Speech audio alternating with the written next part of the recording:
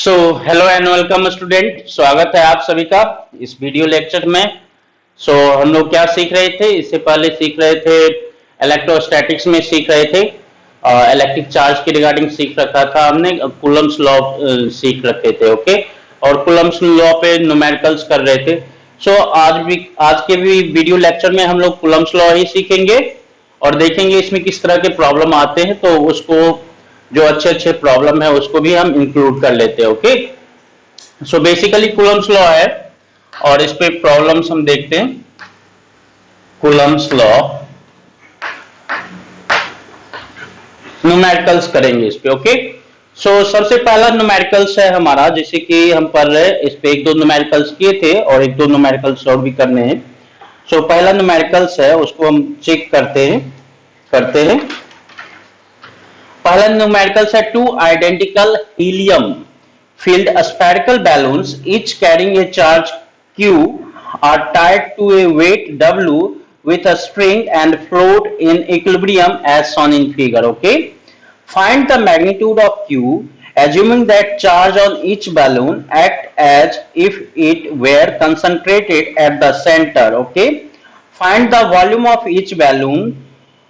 Take the density of helium as rho he and density of air as rho a. Ignore the weight of unfilled balloons. Okay, कहता है दो identical helium filled balloon है spherical shape का, जिसपे charge है Q और tied to a weight W with a string and float in equilibrium. Example इस तरह से है, एक वेट को लिफ्ट करता है, कौन? बैलून। ओके, बैलून लिफ्ट कर रहा है।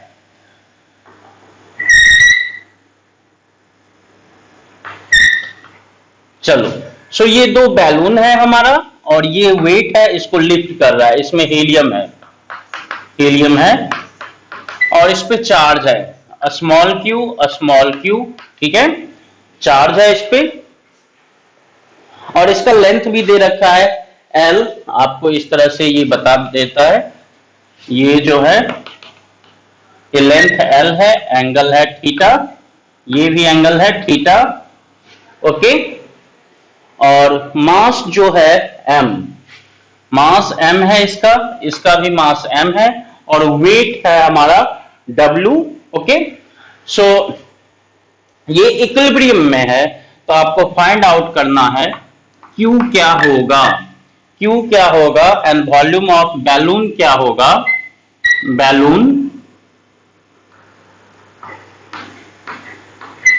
वॉल्यूम ऑफ बैलून क्या होगा। ओके, वॉल्यूम ऑफ बैलून क्या होगा? अगर डेंसिटी जो है आपका हीलियम का डेंसिटी रो He है और एयर का डेंसिटी रो A है।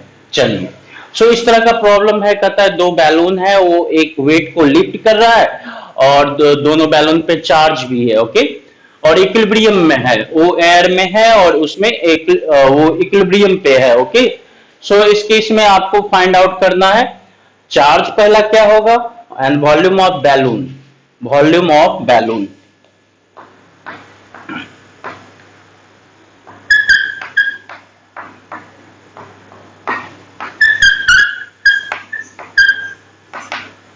ये क्या होगा? चलिए, अब देखो किसी बैलून को देखोगे तो यहां पे देखो, इसको वेट है और इससे ये बैलून है, तो बैलून का एक अपना होगा, मास है तो mg लगेगा। बैलून पे क्या होगा? जो गैस फील्ड गुब्बारा होता है ऊपर जाता है बायंसी फोर्स के कारण, उस पे एक बायंसी फोर्स लगेगा Fb। और ये देखो ये चार्ज है, तो इसके कारण क्या लगेगा? इलेक्ट्रोस्टैटिक फोर्स लगेगा Fe। और इधर क्या होगा? ये वेट है तो इधर भी एक टेंशन लगेगा, अगर रस्सी है तो ये टेंशन लगेगा T। चलो, अब ये जो है अगर इससे थीटा एंगल बना रहा है तो ये एंगल भी हो जाएगा आपका थीटा, ये एंगल भी हो जाएगा थीटा। अब इसमें मैकेनिक्स का एप्लीकेशन करेंगे तो हम इसका सबसे इक्विलिब्रियम है, तो सारे फोर्स का रिजल्टेंट इसमें क्या होना चाहिए? 0 होना चाहिए। तो पहले FB की बात करें तो FB क्या होगा? एफ बी की बात करेंगे तो एफ बी जो हो जाएगा ये क्या हो जाएगा, m g plus t cos theta, M g plus t cos theta, M g plus t cos theta हो गया। और इसमें देखें यहां पे, और एफ ई क्या हो जाएगा, एफ ई की बात करेंगे तो एफ ई जो हो जाएगा इसका देखेंगे तो टी है, तो टी कॉस थीटा इधर होगा, टी कॉस थीटा, और इधर हो जाएगा आपका T sine theta,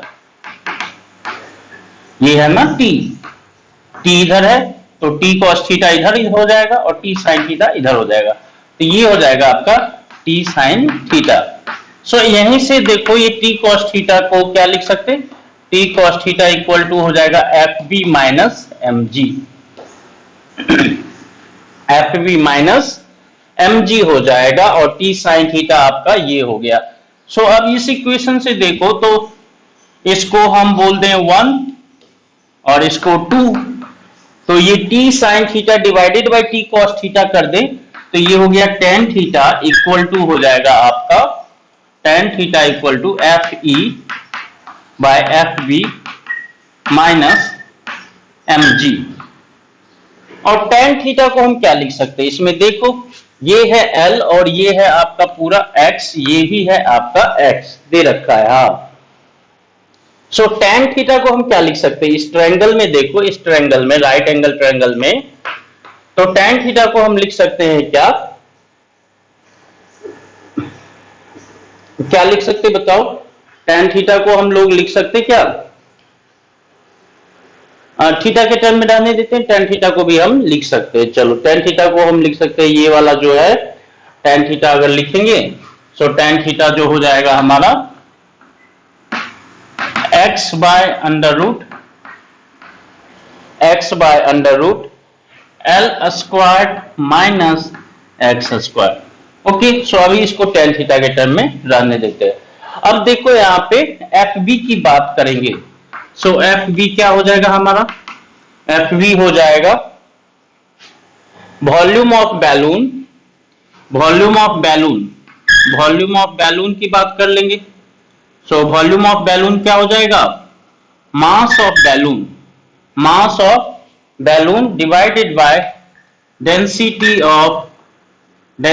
of gas, क्योंकि अनफिल्ड बैलून का मास आपको नेग्लेक्ट करने के लिए बोल रखा है इस क्वेश्चन में।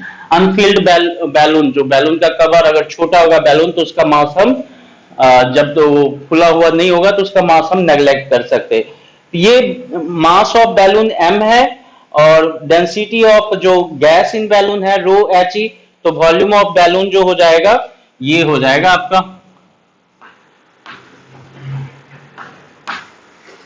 सो ये हो गया m बाय रो एच ई। तो ये देखो वॉल्यूम ऑफ बैलून हो गया, और ये बायनेंसी फोर्स की बात करेंगे तो volume of balloon into g into density of air, density of air क्या होता है, बायनेंसी फोर्स क्या होता है, वेट ऑफ डिस्प्लेस्ड फ्लूइड। तो जितना इस बैलून का वॉल्यूम होगा उतना ही वो क्या है, एयर को डिस्प्लेस करेगा। एयर में डूबा हुआ है तो एयर को डिस्प्लेस किया इतना, और एयर का डेंसिटी इतना, तो मास ऑफ डिस्प्लेस्ड एयर हो गया v balloon into rho a into gravity कर दिया, तो आपने ये buoyant force due to air on balloon आपको मिल गया। सो एफ बी का कैलकुलेशन आप इस तरह से करोगे, इसको ही आप कर सकते हो क्या, m row H E into rho a into जी, ये हो गया आपका एफ बी। सो आप इसको इस तरह से कर सकते हो। ओके, सो दूसरा जो है आप इसको भी करने की कोशिश करो, तो आपको यहां से देखो t का वैल्यू के टर्म में भी आपको मिल जाएगा ये। सो यहां पे वेट की बात करेंगे, जब वेट की बात करेंगे तो वेट जो होगा हमारा, वेट पे देखो तो ये क्या लगेगा, ये टेंशन T इधर लग रहा है, सो ये जो हो जाएगा, और इधर भी T है तो ये हो जाएगा आपका 2T cos theta equal to weight हो जाएगा, 2T cos theta equal to weight. Two t cos theta equal to weight हो जाएगा, t cos theta equal to हो जाएगा आपका वेट बाय 2। सो अगर आपको यहां पर देखें तो टी कॉस थीटा, ये तीसरा इक्वेशन बोल दें, और 2 और 3 की बात करें, अब हमें सबसे पहले क्या काउंट करना है, क्यू काउंट करना है। वेट के टर्म में क्यू को काउंट कर सकते हैं हम। देखो वेट के टर्म में, वेट आपका क्या है, नॉन क्वांटिटी है, तो नॉन क्वांटिटी वेट के टर्म में भी क्यू को हम काउंट कर सकते हैं। एफ ई की बात करेंगे तो एफ ई क्या होगा, इलेक्ट्रोस्टैटिक फोर्स की बात करेंगे तो क्या हो जाएगा, तो ये देखो ये एक्स एक्स 2x दोनों के बीच का सेंटर टू सेंटर क्या है, डिस्टेंस मिल गया, सेपरेशन चार्ज क्यू है चार्ज। सो इस केस में एफ ई की बात करेंगे तो ये हो जाएगा 1/4 pi epsilon not, 1/4 pi epsilon not Q square bye 2x का स्क्वायर। तो ये हो जाएगा, एफ ई की बात करेंगे तो ये हो जाएगा आपका Q square bye 16 pi epsilon naught X square. अब देखो आप यहां से इसको हम एक तो ये लिखेंगे और दूसरा इसको अब हम मिटा देते हैं। अब इसको हम मिटा देते हैं, ओके। सो इसको मिटा दे रहे।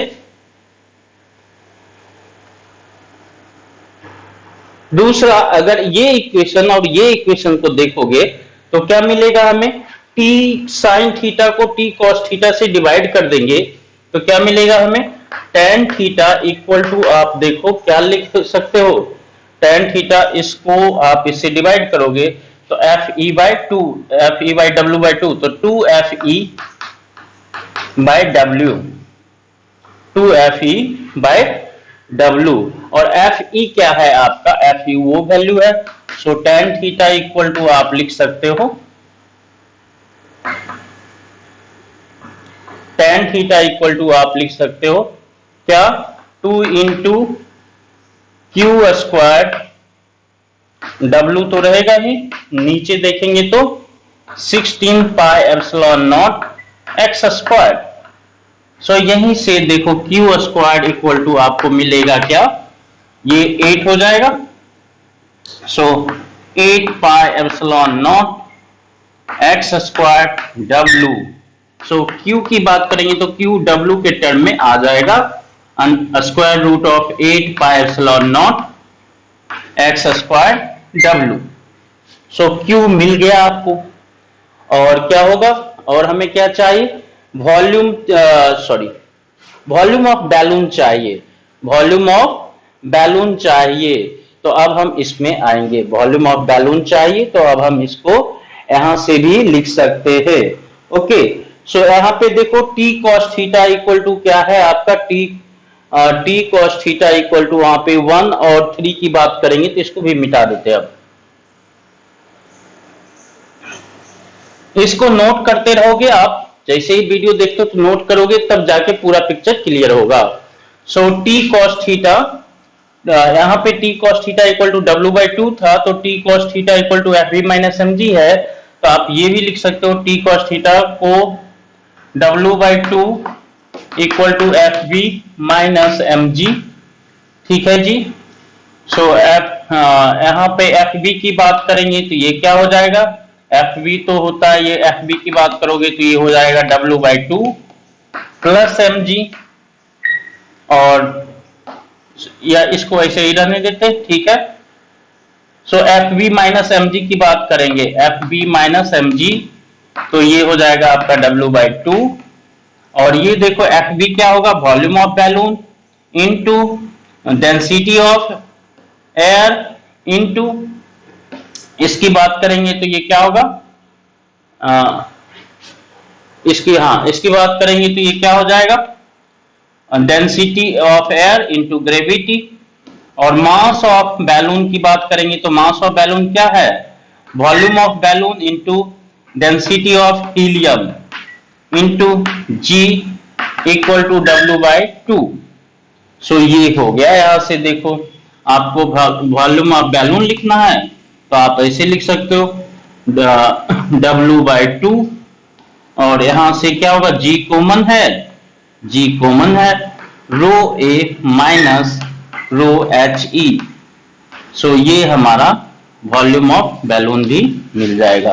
सो इसमें एक्चुअली मैकेनिक्स और हाइड्रोस्टैटिक बायन फोर्स पढ़ते हैं हाइड्रोस्टैटिक्स में, और इलेक्ट्रोस्टैटिक्स दोनों इन्वॉल्व था इस प्रॉब्लम में। ओके, सो आप इस तरह से आसानी से जो भी कंसेप्ट आप एग्जिस्टिंग कंसेप्ट को जानते हो उसका एप्लीकेशन करना सीखो इस पे।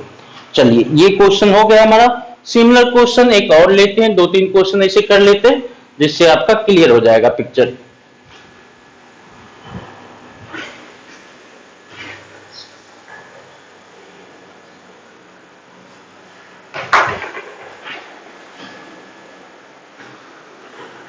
चलिए, एक और क्वेश्चन है जो हम पढ़ देते हैं इसको। कहता है two identical small charge particles charge a sphere each having mass m hangs in equilibrium as shown in figure. The length of each string is L and the angle made by a string any string with vertical is theta.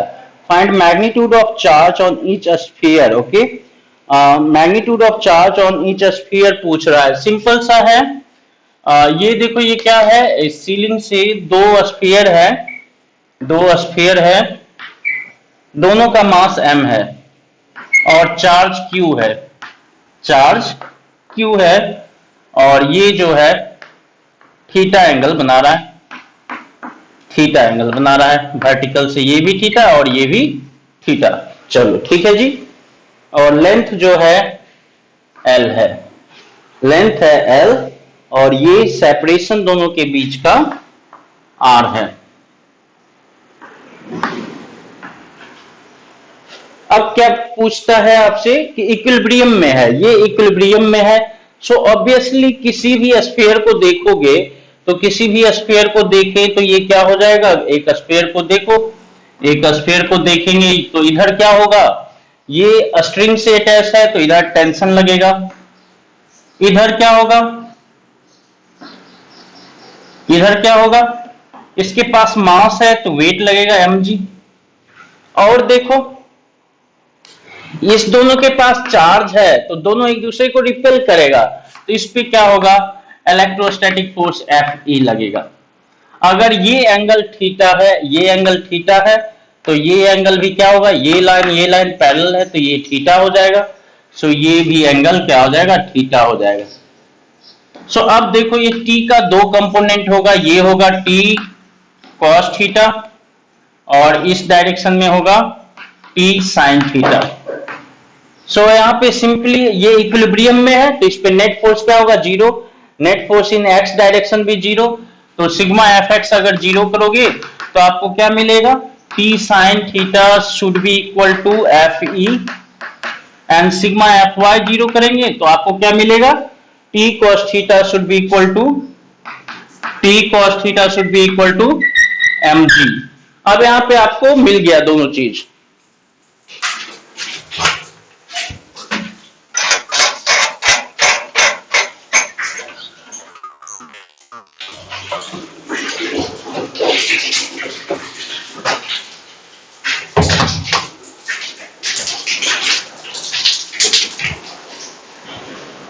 सो आपको दोनों चीजें मिल गई, t sin theta equal to F E and t cos theta equal to mg। तो यहीं से देखो आप क्या लिखोगे, tan थीटा, दोनों को डिवाइड कर दो तो tan थीटा इक्वल टू आपको हो जाएगा एफ ई बाई mg। और एफ ई को क्या लिख सकते हैं आप, एफ ई को लिखोगे तो 1/4 pi epsilon not Q square bye separation जो है आर स्क्वायर। ओके, इसको ये आप इस तरह से लिखोगे। सो यहां पे आपसे पूछा क्या जा रहा है, पूछा क्या जा रहा है, आपसे पूछा जा रहा है find magnitude of charge on each sphere, Q का वैल्यू पूछा जा रहा है। और tan थीटा को देखो लिखना है तो tan थीटा क्या हो जाएगा, tan थीटा की बात करेंगे तो ये देखो tan थीटा को आप लिख सकते हो आसानी से, ये L है, ये जो है L है अगर, तो ये हो जाएगा आपका ये r/2, यहां से यहां तक ये हो जाएगा r/2, और ये हो जाएगा आपका under root L square minus R by 2 का square, that is R square by 4। और if r is much smaller than l, then आप सीधा tan थीटा को लिख सकते हो r by l, r by l। अगर r बहुत बहुत छोटा है देन हम डायरेक्टली r by l लिख सकते हैं इसको। सो आप इसको आसानी से कैलकुलेट कर सकते हो। इसमें अब देख लो, पुट कर दो। So F E equal to M G tan theta, M G tan theta. अगर थीटा नोन है, थीटा गिवन है आपको, तो टेन थीटा के टर्म में ही रखोगे। थीटा गिवन नहीं है तो आप आर और एल के टर्म में भी लिख सकते हो। टेन थीटा इक्वल टू, देखो ये क्या हो जाएगा, R by under root L square minus R square by, sorry R square by 4। अगर इसमें condition R is very very less than L है तो tan theta equal to R by L put कर देंगे। ये एफ इक्वल टू एम जी हो गया। यहां से एफ का वैल्यू पुट करोगे Q square by 4 pi epsilon naught, 4 pi epsilon naught R square equal to M G tan theta. और यहीं से Q का वैल्यू हो जाएगा आपका, Q का वैल्यू देखो तो यहां से क्या लिख लेंगे, इसको इधर ले जाके मल्टीप्लाई कर देंगे और स्क्वायर रूट लगा देंगे, और कुछ नहीं है। तो ये हो गया आपका Q का value 4 pi epsilon naught M G tan theta R square. So ये Q का वैल्यू आपको मिल जाएगा। इसमें कोई दिक्कत, कोई कष्ट नहीं, आसान क्वेश्चन था। और भी ऐसा कर लेते हैं। सो आपको इस तरह के क्वेश्चन से क्या है, डर नहीं लगेगा। ओके, अब नेक्स्ट क्वेश्चन है, उसको हम पढ़ रहे हैं। तो इसको एक बार चेक कर लीजिए। सिंपली क्या है, दो स्फीयर है, मास है उसका mm, चार्ज है QQ, लेंथ है L, सेपरेशन R दे रखा है, और कभी कभी थीटा दे देगा, L नहीं देगा, R नहीं देगा, आपको थीटा दे देगा। ओके, सो इस टर्म में R को अगर R दे सकता है, सो इस केस में क्या है, इक्विलिब्रियम वाला कंडीशन इस पे देखेंगे तो क्या है, mg एक वेट का फोर्स इधर लगेगा और एक इलेक्ट्रोस्टैटिक रिपल्सन वाला इधर लगेगा, और ये स्ट्रिंग से अटैच है तो टेंशन इधर लगेगा। सो इसी t को रिजॉल्व किया तो t cos थीटा इधर और t sin थीटा इधर, और ये इक्विलिब्रियम में है तो आसानी से कर सकते हो t cos theta equal to mg and f equal to t sin theta. यही से एक रिलेशनशिप आ जाता है, tan theta equal to f by mg। So F को हम इस तरह लिख सकते हैं। सो इसको लिख दिया, इससे Q का वैल्यू आपको मिल गया। tan थीटा, अगर थीटा गिवन है तो डायरेक्टली tan थीटा का वैल्यू पुट कर देंगे, नहीं तो L और R के टर्म में भी पुट कर सकते हैं। और इसमें भी दो कंडीशन हो सकता है, अगर R बहुत बहुत छोटा है L से तो सीधा tan थीटा इक्वल टू क्या लिखते हैं आप, R बाय 2L हो जाता, R by 2 divided by L। सीधा आप डायरेक्टली ऐसा लिख सकते थे, R बाय 2L हो जाएगा। ओके, ठीक है, चलिए। सो इसको हम यहाँ पे रहने देते हैं। अब नेक्स्ट क्वेश्चन सिमिलर है, उसको हम चेक करते हैं।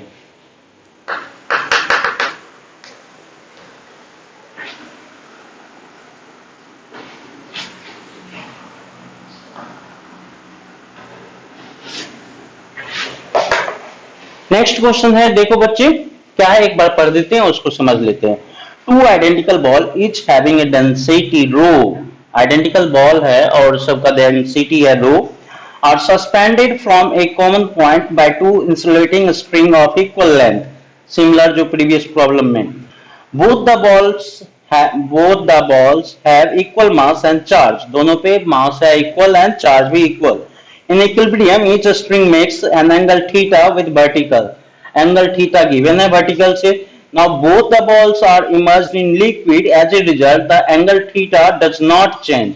अब उसको लिक्विड में ले जाते हैं और हम देखते हैं कि थीटा जो है चेंज नहीं हो रहा है।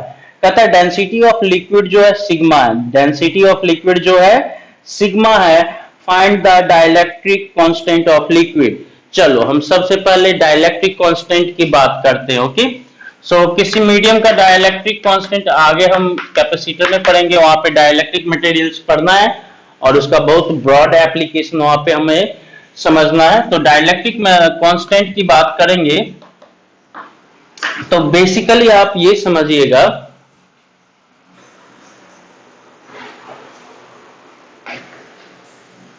सो ये क्या होता है, K इक्वल टू होता है आपका, K इक्वल टू जो हो जाएगा,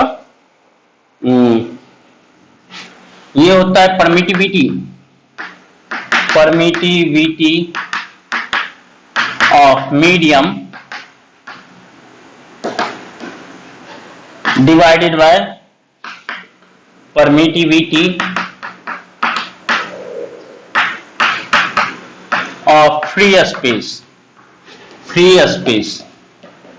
याद रखेंगे इसको, इसको ही हम बोल सकते हैं रिलेटिव डाइलेक्ट्रिक, डाइलेक्ट्रिक कांस्टेंट को ही हम बोलते हैं रिलेटिव परमिटिविटी, रिलेटिव परमिटिविटी। याद रखोगे बच्चे, ये थ्योरेटिकल पार्ट है। ओके, सो ये जो है रिलेटिव परमिटिविटी, इसको हम ER से डिनोट करते हैं और यही होता है डाइलेक्ट्रिक कांस्टेंट K, और ये हो जाता है epsilon by epsilon not.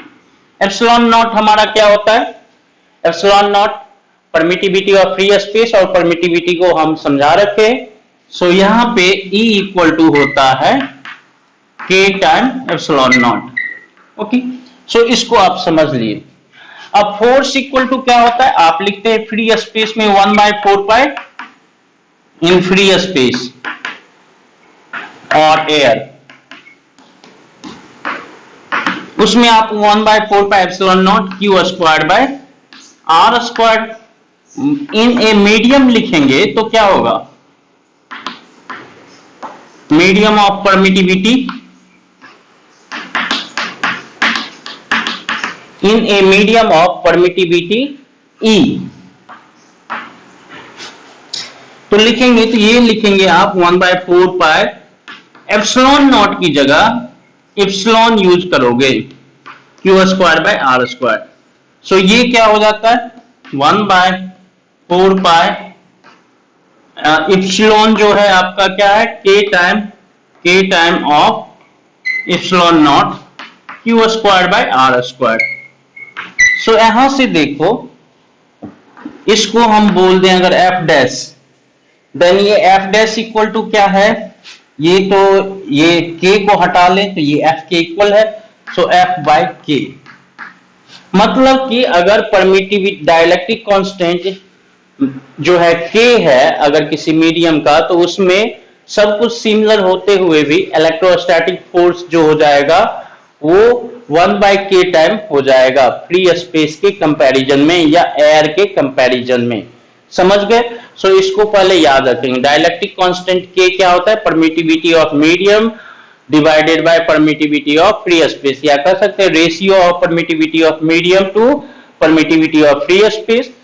Dielectric constant को ही हम पढ़ते हैं रिलेटिव परमिटिविटी, वो क्या होगा, ratio of permittivity of medium divided by permittivity of free space. K और ER इक्वल होता है, ये याद रखेंगे।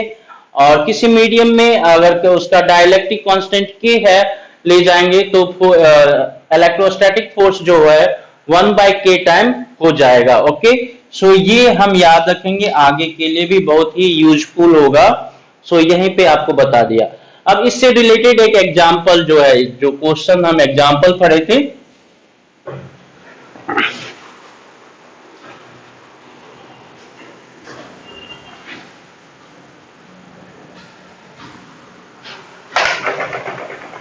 अब हमारा एग्जांपल क्या है कि to identical ball each having density rho are suspended from common point to insulating a string equal length. Both balls have equal mass and charge equilibrium. Okay, now the both balls are immersed in liquid. As result, angle theta does not change. Density of liquid is sigma. Find dielectric constant of liquid. Okay, so देखो ये initially जो था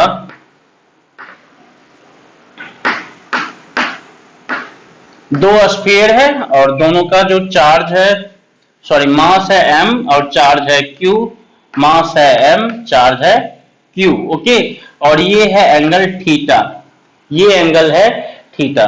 तो simply आप देखोगे, किसी को देखोगे तो ये क्या होगा, इस पे इलेक्ट्रोस्टैटिक फोर्स एक्ट करेगा Fe, इधर होगा टेंशन T और इधर होगा mg। ठीक है, सो इनिशियली एयर में होगा तो ये होगा। सो इस केस में देखेंगे तो ये ऑब्वियसली, इसको देखोगे तो ये क्या हो गया, ये थीटा है, ये भी थीटा है, किसी एक को एनालाइज करो, ये थीटा है तो ये हो गया t cos थीटा और इधर हो गया t sin theta. So t cos theta equal to mg, t sin theta equal to Fe और सीधा tan थीटा इक्वल टू बात करें तो tan थीटा इक्वल टू हो गया आपका Fe को हम F बोल देते हैं। ओके, Fe को F बोल देते हैं, तो F by mg, F by mg हो गया tan थीटा। कोई दिक्कत कोई कष्ट नहीं है इसमें। अब इन लिक्विड की बात करेंगे तो इन लिक्विड में आ जाओ, तो लिक्विड में अगर इसको सबमर्ज कर दिए, स्फीयर है, थीटा चेंज नहीं हो रहा है, थीटा चेंज नहीं हो रहा है, तो लिक्विड में सबमर्ज कर दिए तो इधर जो है चार्ज है तो ये लगेगा ही,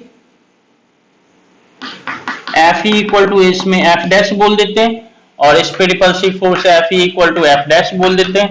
चलो इधर क्या लगेगा, अब एक mg लगेगा, इधर टेंशन T लगेगा ही, T एक्ट होगा ही, कोई दिक्कत नहीं। लेकिन अब लिक्विड में है तो एक बाइंड फोर्स भी लगेगा, एक बाइंड फोर्स Fb तो लगेगा, Fb इक्वल टू क्या होगा, Fb इक्वल टू क्या होगा बताओ, Fb इक्वल टू इसका जो होगा, Fb क्या होगा, वेट ऑफ डिस्प्लेस्ड फ्लूइड। तो इसका मास अगर m है और इसका डेंसिटी क्या है, रो है, इसका डेंसिटी रो है, रो क्या है, density of sphere, density of sphere, and sigma क्या है, डेंसिटी ऑफ लिक्विड। ओके, पहले एयर में था इक्विलिब्रियम में, अब उसको लिक्विड में ले गए तो भी इक्विलिब्रियम में है, एंगल भी चेंज नहीं हुआ है। तो आपको कह रहा है कि इस लिक्विड का डाइलेक्ट्रिक कांस्टेंट क्या है वो बताना है। ओके, सो डाइलेक्ट्रिक कांस्टेंट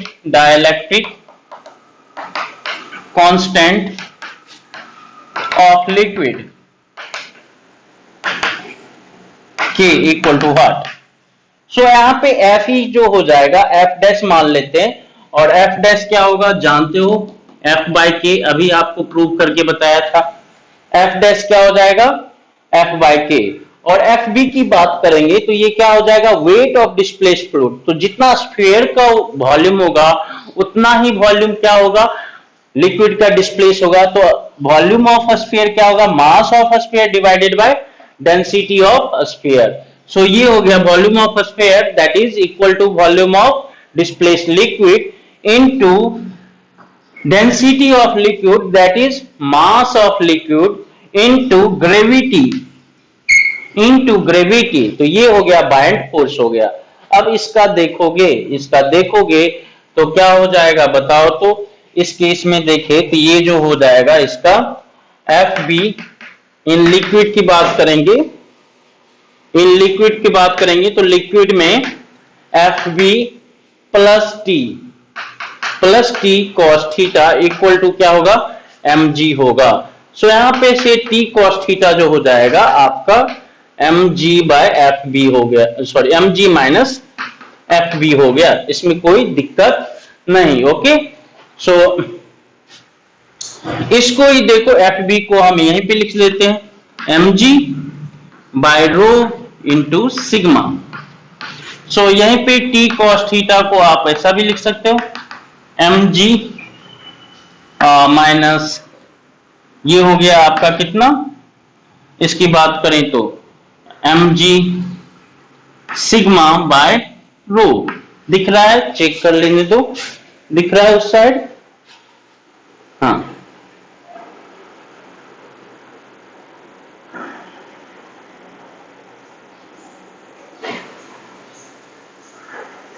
हाँ, t cos थीटा जो हो गया mg ये हो गया आपका। सो टी कॉस थीटा को आप लिख सकते हो क्या, mg 1 माइनस सिग्मा बाय रो। चलो ठीक है जी, टी कॉस थीटा मिल गया। And T sine theta again क्या हो जाएगा, देखो ये टी कॉस थीटा, इधर एफ भी तो लगेगा ही लगेगा, उसके साथ टी कॉस थीटा लग रहा है, इधर क्या लग रहा है T sine theta. Again T sine theta equal to F dash, that is F by K, that is F by K. तो अब इसमें अगर टेन थीटा की बात करेंगे, सो टेन थीटा की बात करेंगे, अगर इस दोनों को देखो तो इसको, इस इक्वेशन को इससे डिवाइड कर दे तो ये हो जाएगा आपका एफ बाय के, और ये एम जी, और ये जो हो जाएगा एम जी, और इसके साथ 1 minus sigma by rho, 1 minus sigma by rho. So अब इधर जो था tan theta F by M G था, और इधर है tan theta F by K M G. So ये क्या हो जाएगा, इसको इक्वेशन 1 बोल दो और इसको इक्वेशन 2 बोल दो। सो दोनों को इक्वेट कर दो टेन थीटा को, तो मिल जाएगा। अब इधर हम इसको मिटा देते हैं, सारा डिस्क्रिप्शन आपको मिल गया है, अच्छे से नोट करोगे थ्रू आउट, जैसे हमने बताया वीडियो के शुरू में, वीडियो के न्यूमेरिकल के शुरू में जाके वीडियो को और एक एक स्टेप जैसे मैंने बताया वैसे आप नोट करोगे, तब जाके आपको क्लियर होगा। ओके, नहीं तो फिर क्या है, एक साथ देखने के बाद एक साथ नोट करोगे तो कुछ मिस कर जाएगा पॉइंट। तो शुरू में जैसे ही बताया जाता है, जैसे जैसे स्टेप लिया जाता है वैसे आप लिखो, क्योंकि यहाँ पे स्पेस लिमिट है तो थोड़ा तब इधर से उधर स्टेप्स हो जाते हैं। तो अब दोनों को तरफ के टेन थीटा को इक्वेट कर दें तो F by M G equal to क्या हो गया, एफ बाय के एम जी, और 1 minus sigma by rho. So ये देखो यहाँ पे F by M G cancel, तो के इक्वल टू हो गया आपका, के इक्वल टू क्या हो गया, 1 by 1 minus sigma by rho. F by M G cancel, इधर 1 बचेगा, ये के को इधर ले आओ तो के हो जाएगा। सो ये हो जाएगा आपका, देखो रो माइनस सिग्मा और ऊपर रो हो जाएगा। So K equal to rho by rho minus sigma. So dielectric constant आपको मिल गया। तो इस तरह के प्रॉब्लम होपफुली आप कर अब आसानी से कर लोगे। ओके, सो इसको चेक करते रहेंगे, कोई दिक्कत नहीं है। चलिए और भी क्वेश्चंस कर लेते हैं, बहुत सारा क्वेश्चंस है, एक दो क्वेश्चंस इस पे और भी ले लेते हैं। चलिए जैसे एक क्वेश्चन ले रहे हैं, कहता है 3 particle each of mass m and carrying a charge q each are suspended from a common point by insulating massless spring। Okay, 3 particle है, तीनों सस्पेंडेड है कॉमन पॉइंट से, मतलब कि जैसे कि यहां से 3 पार्टिकल, एक पार्टिकल इधर, एक पार्टिकल इधर, एक पार्टिकल इधर, तीनों अपने आप को एडजस्ट कर रहा है क्योंकि मास भी इक्वल है, चार्ज भी इक्वल होगा, तो तीनों एक दूसरे से इक्वल डिस्टेंस पे होगा। कहता है particle are in equilibrium and are located at the corner of equilateral triangle of side A, calculate charge q on each particle, calculate charge q on each particle. मान लो कि 3 मास है, 3 जिसपे चार्ज भी है, तीनों को स्ट्रिंग से बांध के, तीनों के स्ट्रिंग की लंबाई भी सेम होगा, एक पॉइंट से हम हैंग करा देते हैं, तो स्पेस में क्या होगा, तीनों एक ऐसा और एक ऐसा, तीनों इक्विलिब्रियम पे, मतलब कि इक्विलेटरल ट्रायंगल के वर्टिसेस पे क्या होगा, जाके पोजीशन हो जाएगा, अपना अपना पोजीशन ले लेगा, अगर मास एंड चार्ज तीनों पे इक्वल है तो तीनों को हम हैंग करते हैं।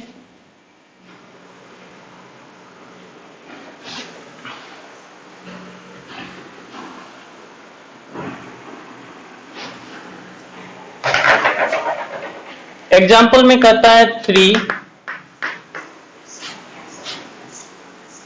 3 particle of equal mass and equal charge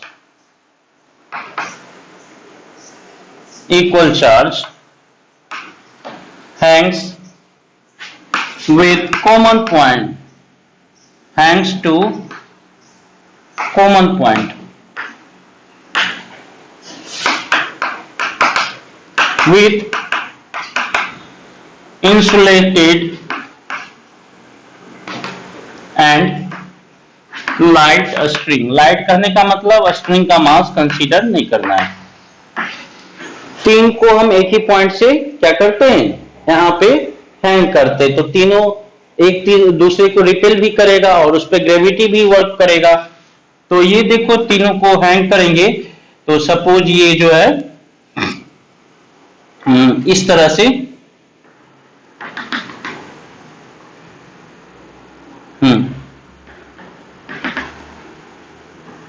equilateral बनाना है जी।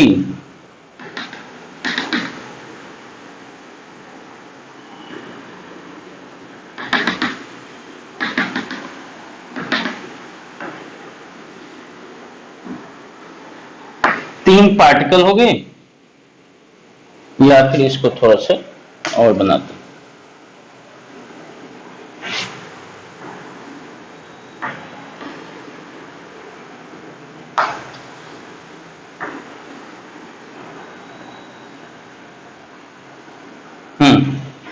तीन वर्टिसेस पे मान लो इक्विलैटरल ट्रायंगल बेस है ये, और इसके बेस के इसके सेंटर से मान लेते हैं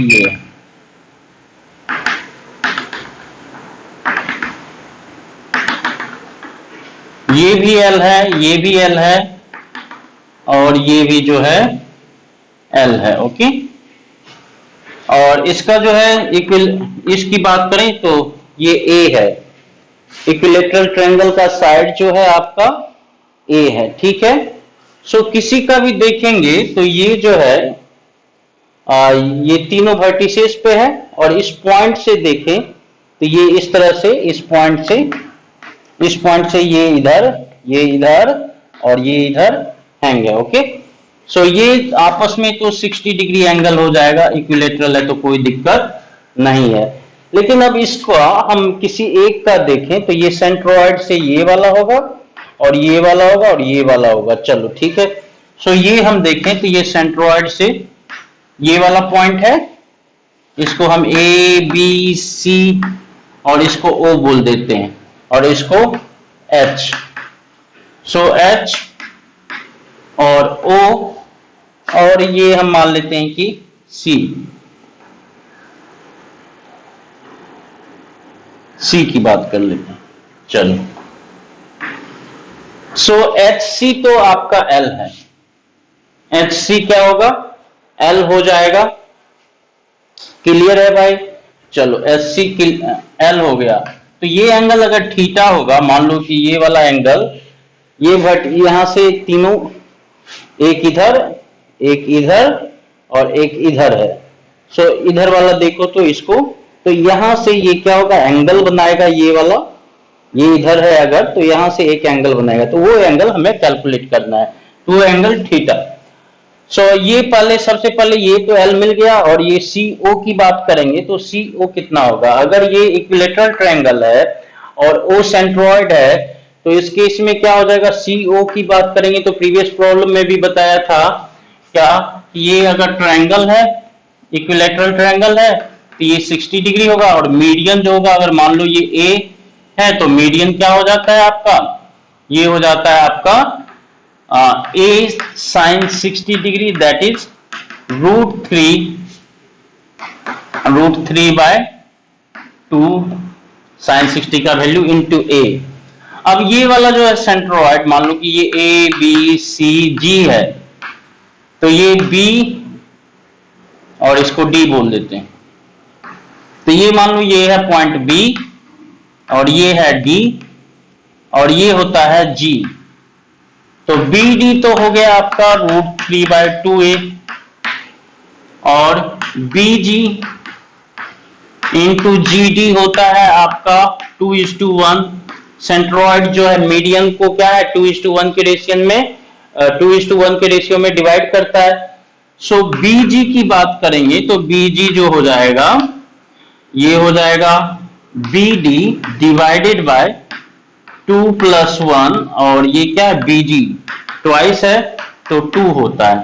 तो बीडी की बात करेंगे तो √3/2 और इंटू ए डिवाइडेड बाय 3/2। सो ये 2 तो कैंसिल हो गया और ये √3 इस 3 को काटेगा तो ये हो गया 1/√3। सो बीजी जो हो जाता है आपका, बीजी की बात करते हैं तो 1/√3 मतलब a/√3 हो जाता है, a/√3 हो जाता है। तो सिमिलरली अगर जो है ये L है और ये इक्विलेटरल ट्रायंगल का साइड एंगल A है, L तो ये वाला है स्ट्रिंग और इक्विलेटरल ट्रायंगल का साइड जो है A है, तो ये वाला जो हो जाएगा a/√3 हो जाएगा, a/√3 हो जाएगा। ओके, सो इसको आप ध्यान रखेंगे, a/√3 हो जाएगा। अब यहां पे इसको हम मिटा देते हैं, ये एक्सप्लेनेशन ज्योमेट्री का आप याद रखोगे, बहुत जगह आपको जरूरत पड़ेगा।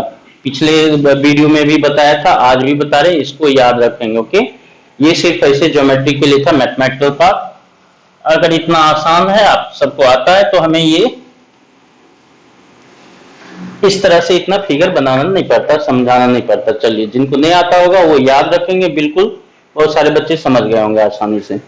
तो ये जो है, अब इसमें देखो tan थीटा की लिखने की जरूरत पड़ेगी, tan थीटा लिखने की जरूरत पड़ेगा तो क्या होगा, सीधा आप लिख सकते हो ना, ये जो है ऑलरेडी a बहुत बहुत छोटा है l से, तो ये तो और छोटा होगा l से, तो tan थीटा हो जाएगा आपका a/√3 और l डायरेक्टली आप लिख सकते हो, कोई दिक्कत नहीं है। ओके, सो हम tan थीटा का भी वैल्यू क्या है यहाँ पे एडजस्ट कर लिए। चलिए ठीक है, सो यहाँ पे CO जो हो जाएगा a/√3। अब देखो किसी एक पार्टिकल का, अब ये 3 पार्टिकल है, एक इधर एक इधर एक इधर, ठीक है। अब इस पे देखेंगे तो फोर्स लगाएगा, तो ये वाला पार्टिकल इस डायरेक्शन में रिपेल करेगा और ये वाला पार्टिकल इस डायरेक्शन में रिपेल करेगा और यहां से यहां का एंगल 60 डिग्री है। सो मान लो कि अब वर्टिसेस पे देखो, इस पे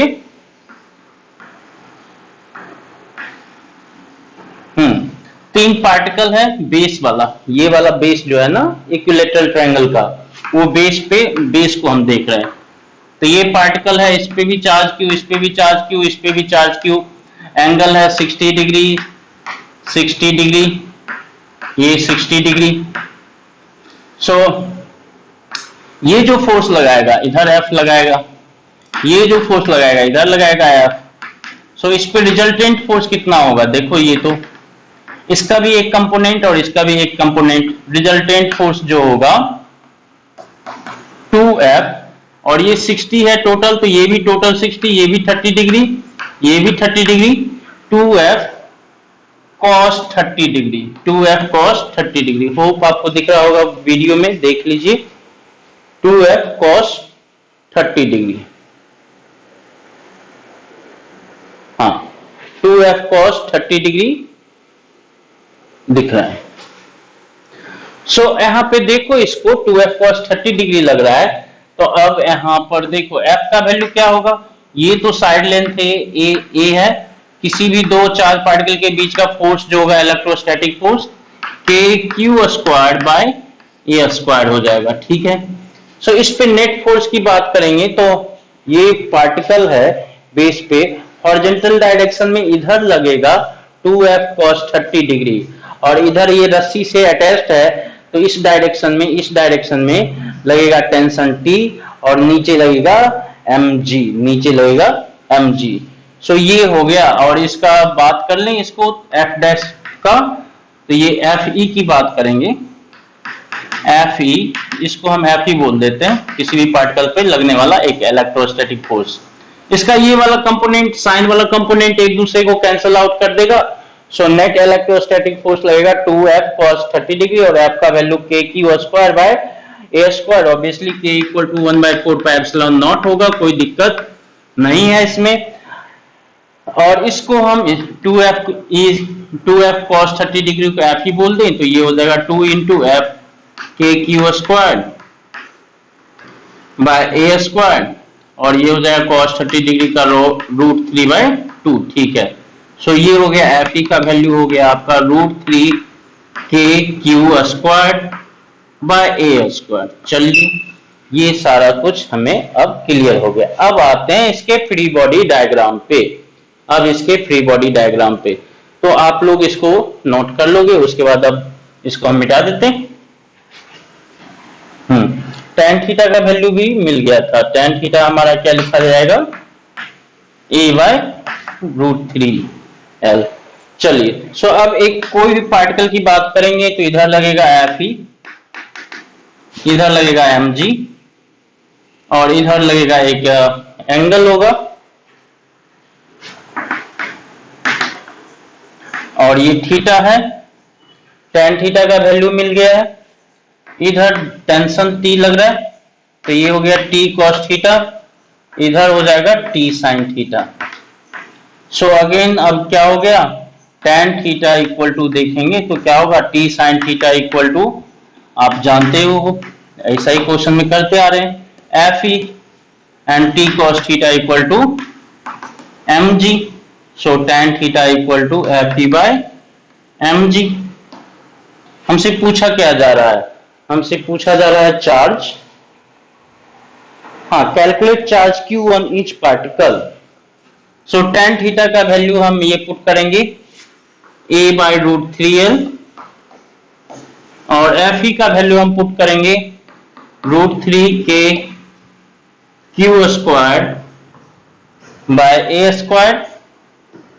ठीक है, पुट कर दिया, और mg को भी पुट करेंगे, मास भी गिवन है जी, मास भी गिवन है, हाँ mg को भी पुट करना ही पड़ेगा। सो 1/mg। सो यहां से अब आपको आसानी से Q कैलकुलेट कर सकते हो। ये देखो ये क्या होगा, क्यू स्क्वायर उधर ही रहने दें, सो इसको अब हम मिटा देते हैं।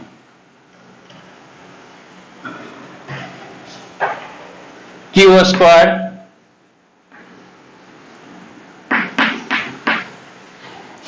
इधर ही रहने देते हैं, और ये ए स्क्वायर और इंटू ए क्यू हो जाएगा, और ये के नीचे आएगा, और ये √3 3 हो जाएगा। सो ए क्यू एम जी एंड ये हो गया आपका 3l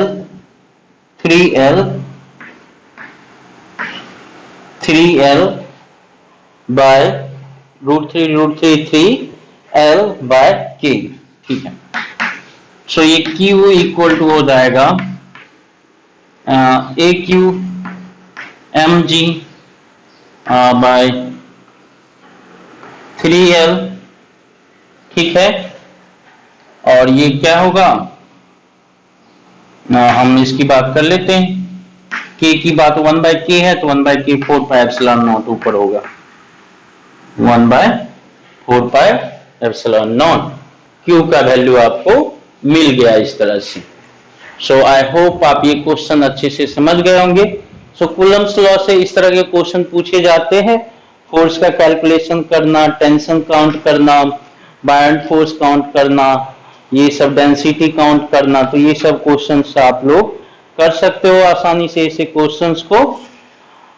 एक और क्वेश्चन है कूलम्ब्स लॉ पे ही बेस्ड है, जिसको हम ले लेंगे, इसमें इंक्लूड करेंगे।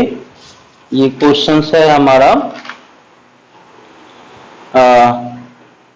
जेई मेन 2011 का, बहुत ही प्यारा क्वेश्चन है, 2-3 बार पूछा गया है, मेंस में 2-3 बार पूछा गया है, नीट में भी पूछ देता है इसको बार बार घुमा फिरा के, और ये अच्छा क्वेश्चन है। ओके, सो ये वाला प्रीवियस क्वेश्चन समझ गए क्या था, 3 मास था, 3 पे चार्ज था, एक सेम मास का है, सेम चार्ज का है, तीनों के रस्सी से बांध के हम क्या करते हैं, एक ही पॉइंट से तीनों को हैंग करते हैं, तो ऑब्वियसली तीनों पे क्या होगा, आपस में इलेक्ट्रोस्टैटिक फोर्स भी एक्ट करेगा, mg भी ग्रेविटी भी एक्ट करेगा, और रस्सी से अटैच है तो रस्सी वाला टेंशन भी करेगा, उस पर एक्ट करेगा। तीनों इक्विलिब्रियम में है तो उस पर कितना चार्ज होगा? अगर एल है और जो बेस का इक्विलेटरल ट्रायंगल का जो पोजीशन है, इक्विलेटरल ट्रायंगल के वर्टिसेस पे है, तो इक्विलेटरल ट्रायंगल का साइड लेंथ ए है और स्ट्रिंग का लेंथ एल दे रखा है, तो चार्ज क्यू क्या होगा? एम तो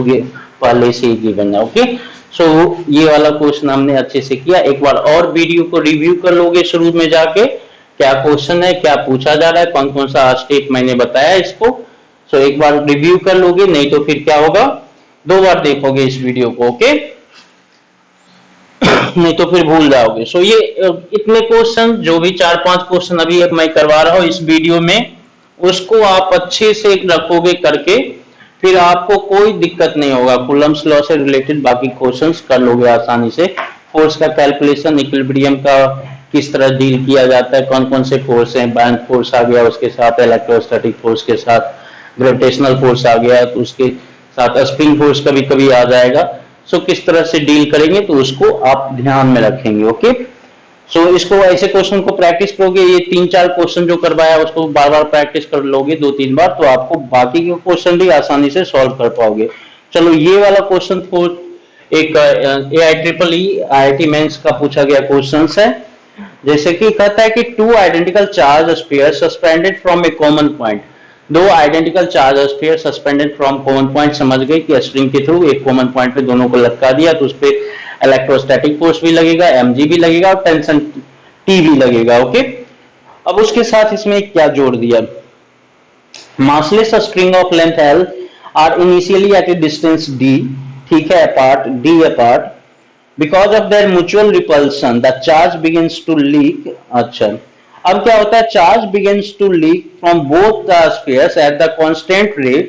as a result charges approaches each other with a velocity v, then as a function of distance x between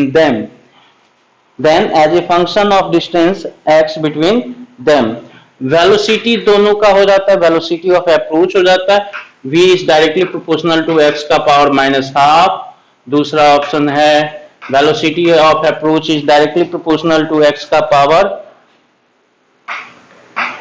power क्या है, -1।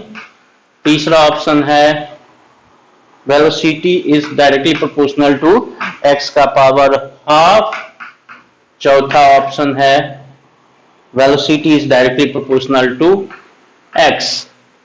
ओके, 4 ऑप्शन है। ये जेईई मेंस का क्वेश्चन है। क्या है क्वेश्चन कहता है कि 2 चार्ज स्फीयर है और दोनों क्या है, सस्पेंडेड है विथ इंसुलेटेड मासलेस स्ट्रिंग के कारण। इनिशियली जो सेपरेशन है, इसका सेपरेशन d है और स्ट्रिंग का लेंथ जो है L है। चार्ज Q है चार्ज। अब क्या कहता है, charge start leaking. Okay, charge का लीकेज हो रहा है, मतलब इस पे चार्ज घट रहा है, दोनों से चार्ज क्या हो रहा है, घट रहा है कांस्टेंट रेट से। क्या, कांस्टेंट रेट से। चार्ज जो है, charge begins to leak from both spheres at constant rate। okay, charge begins to leak from both spheres with constant rate,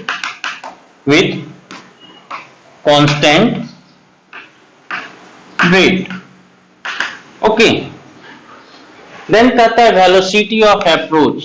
अब चार्ज क्या है, दोनों से लीक हो रहा है, चार्ज रिड्यूस हो रहा है, तो इलेक्ट्रोस्टैटिक फोर्स ऑफ रिपल्सन भी क्या हो जाएगा, दोनों पे चार्ज घट रहा है तो फोर्स ऑफ रिपल्सन भी क्या होगा, घटेगा। तो फोर्स ऑफ रिपल्सन घटेगा तो दोनों एक दूसरे को अप्रोच करेगा,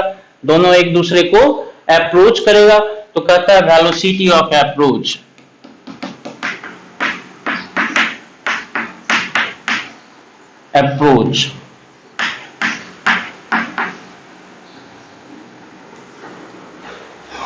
when separation between them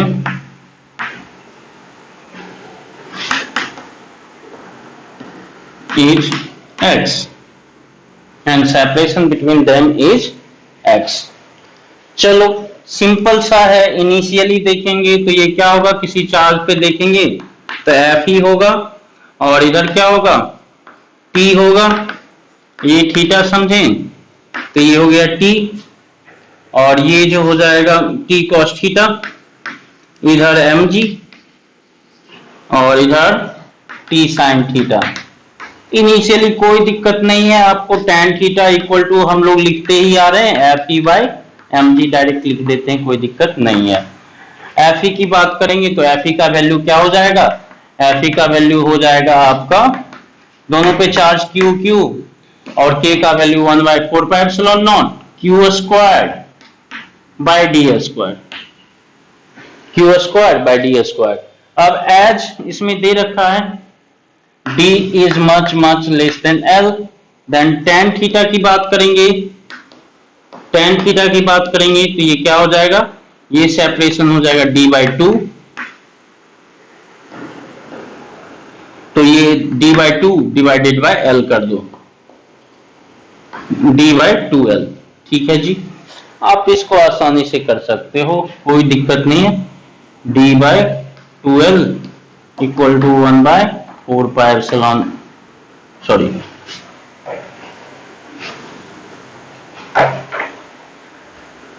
tan theta equal to आप लिखोगे तो F E by M ji, F E लिख लिया, सो ये हो गया 1/4 पाई एप्सिलॉन नॉट और Q square by M G D square. कोई दिक्कत कोई कष्ट नहीं होगा, tan थीटा इक्वल टू हो जाएगा आपका d/2L। अब क्या है, ये क्वेश्चन पढ़ लिया आपने, चलिए इसको हम मिटा देते हैं। अब जो सेपरेशन x हो जाएगा,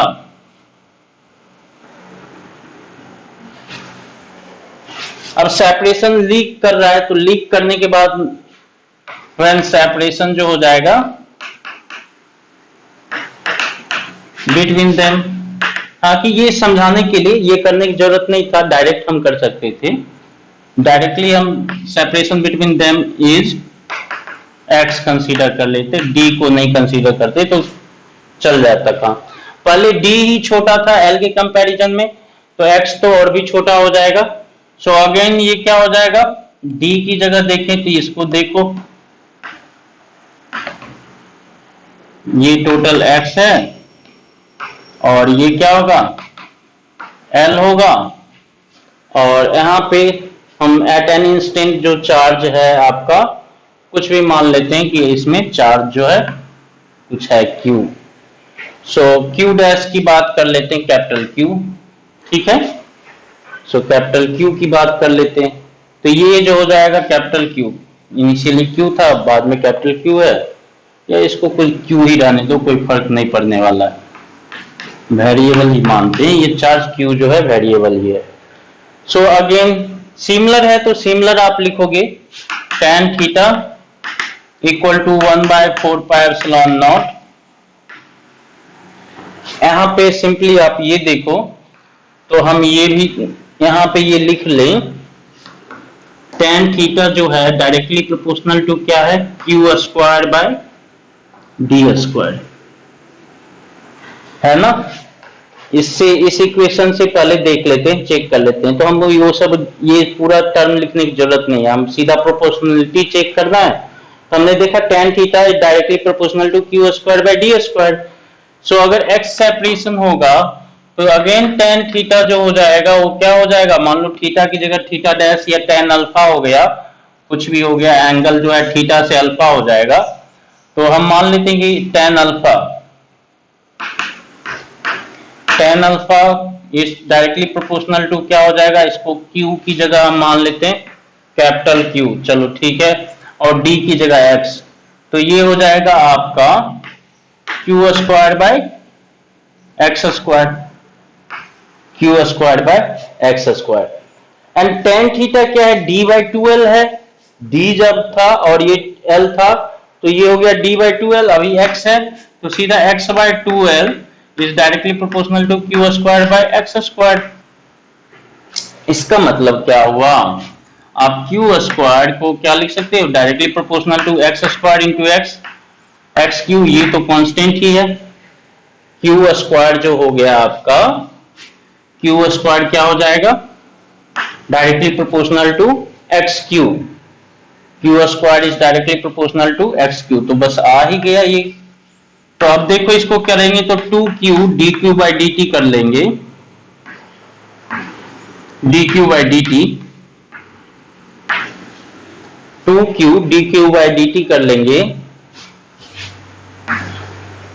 तो ये हो जाएगा आपका क्या, 3x square, tan theta X by 2l, हाँ x बाय 2l है, ठीक है, और ये इतना है 3x स्क्वायर, और ये हो जाएगा dx by dt, dx by dt।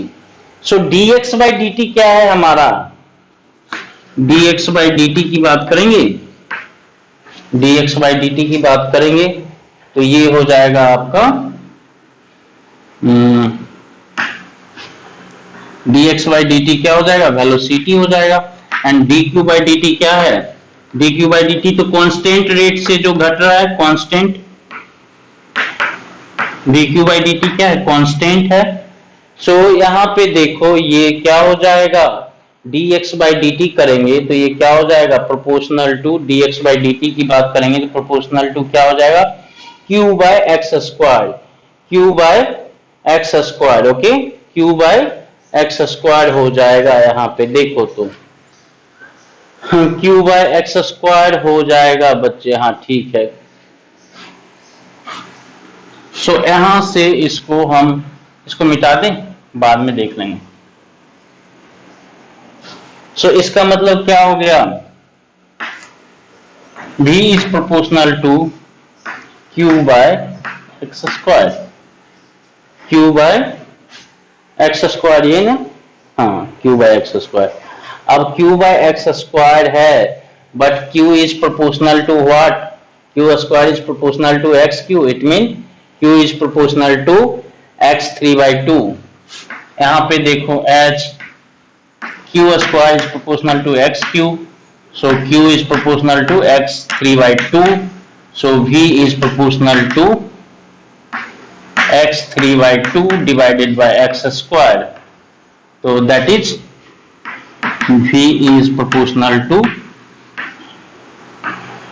x 3/2 में से 2 गया तो क्या हो जाएगा, minus half,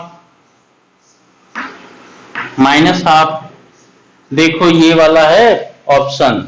so velocity of approach is proportional to x का पावर -1/2।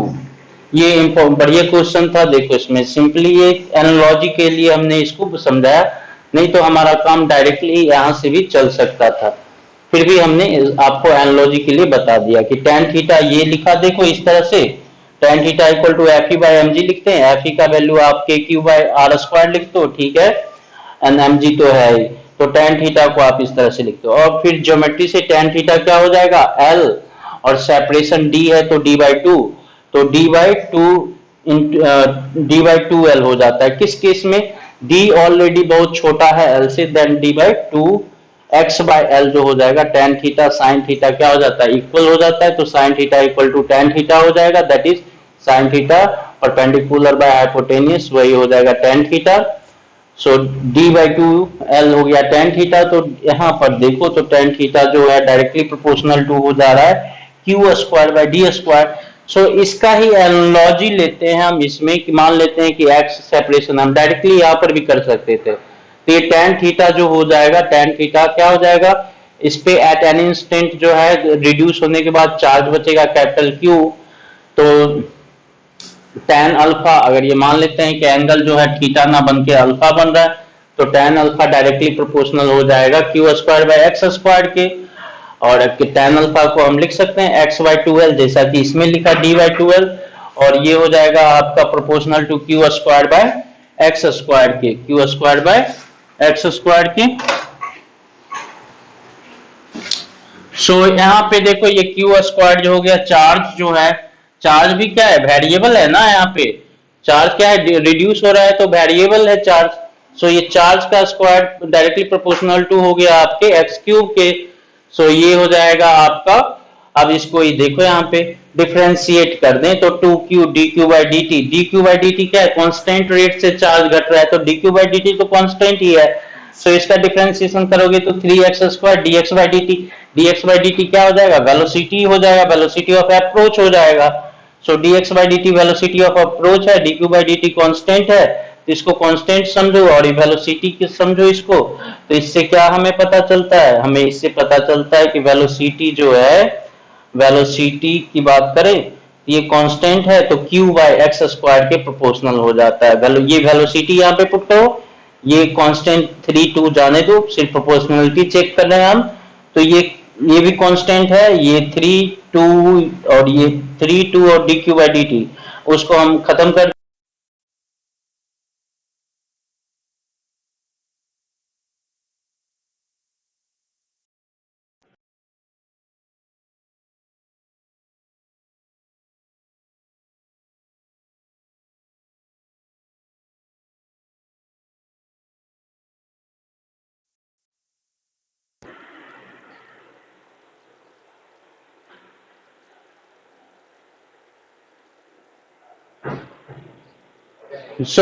बच्चे इसको आप होपफुली समझ गए होंगे। ये कांस्टेंट है, ये भी कांस्टेंट है, ये कांस्टेंट है, हमें सिर्फ प्रोपोर्शनलिटी चेक करना थी। वेलोसिटी जो होगा ये x square Q by x square के प्रोपोर्शनल हो गया। और क्यू क्या प्रोपोर्शनल है, क्यू एक्स के 3/2 के प्रोपोर्शनल है, क्योंकि इसको लेंगे तो क्यू एक्स बाई 3/2 के प्रोपोर्शनल है। तो यहाँ पे क्यू का प्रोपोर्शनलिटी एक्स के रिस्पेक्ट में डाला तो ये x/3 divided by X square, that is velocity of approach is directly proportional to x का पावर -1/2। सो होपफुली आप इस क्वेश्चन को समझ गए। सो ये क्वेश्चन इस तरह से कूलम्स लॉ पे बेस्ड हमने क्वेश्चन कर लिए, और अब नेक्स्ट क्लास में हम इलेक्ट्रिक फील्ड से रिलेटेड क्वेश्चन करेंगे। सो इसको अच्छे से 2 बार 3 बार देख के जितना क्वेश्चन आपको बताया उतने का स्टॉक बना लोगे तो कूलम्स लॉ पे जो फोर्स से रिलेटेड क्वेश्चन पूछे जाते हैं और थ्योरेटिकल कंसेप्ट मैंने शुरू में बताया उससे ज्यादा कुछ आपसे नहीं पूछा जाएगा। तो होपफुली आप इसका नोट बनाओगे और हमें सेंड करोगे। फिर मिलते हैं आपसे, तब तक के लिए थैंक यू। हैप्पी रहिए, हेल्दी रहिए, स्वस्थ रहिए, मस्त रहिए। चलिए।